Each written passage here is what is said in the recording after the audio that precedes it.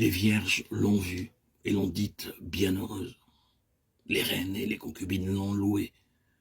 Qui est celle qui apparaît comme l'aube du jour, belle comme la lune, pure comme le soleil, mais terrible comme des troupes sous leur bannière? Cantique 6, 9, 10.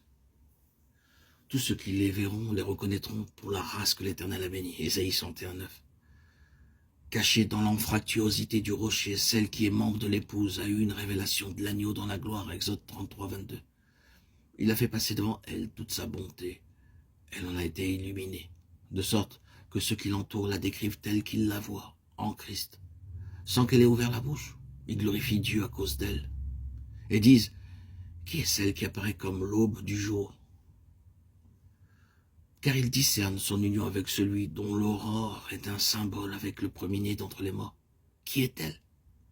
Une pécheresse pour laquelle Christ est mort, et qui répète avec l'apôtre, Christ Jésus est venu dans le monde pour sauver les pécheurs, dont je suis le premier. 1 Timothée 1, 15. Qui est-elle? L'une de celles que Dieu a choisies et que décrit l'apôtre Paul. Choses folles, faibles, viles, méprisées, choses qui ne sont point. Mais Jésus a été fait pour elle sagesse, justice, sanctification et rédemption. 1 Corinthiens 1, 27, 30. Ceux qui la voient la disent encore belle comme la lune, image des plus appropriées, la lune n'étant qu'un fidèle témoin. Or, l'âme rachetée n'est rien d'autre. En elle-même, la lune est obscure, mais elle reflète fidèlement la lumière du soleil. Au-dessus des nuages, elle demeure la même. Elle se meut, selon que le soleil se meut. Le soleil est son centre, son tout. Hors de lui, elle n'est rien. S'il disparaissait, elle serait précipitée dans l'espace, inutile, impuissante. Ainsi de l'âme amenée au contact de la vie divine. En elle-même, tout est ténèbres, point de lumière qu'en lui.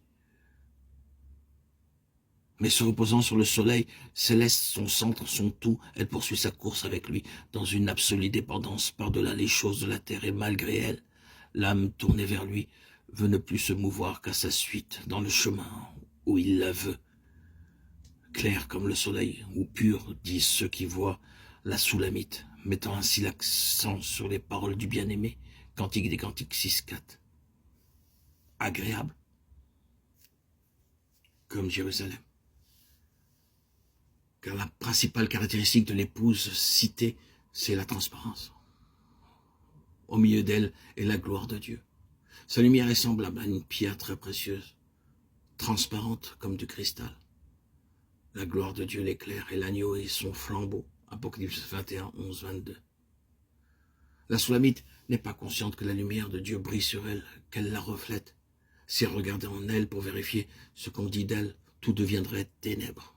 Elle ne reflète la lumière que lorsqu'elle est tournée vers la lumière et lorsqu'elle s'occupe de celui qui est le soleil de justice, son soleil. Et puisqu'elle est lumière, Luc 11, 35, 36. Elle est en vérité terrible pour les puissances des ténèbres et pour leurs princes, terrible comme une troupe armée aux bannières déployées, revêtue de l'invincible armure de lumière.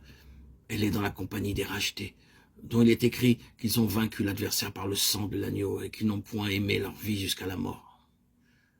Apocalypse 12, 11. De plus en plus, bien que vase de terre, elle reflète cependant la lumière céleste. Par elle, le Seigneur se révèle au cœur lassé qu'oppressent les ténèbres et l'ombre de la mort. Et tout à la fois, il la prépare pour l'instant où le corps de l'humiliation sera rendu conforme à son corps glorieux par la puissance qu'il a de s'assujettir toutes choses.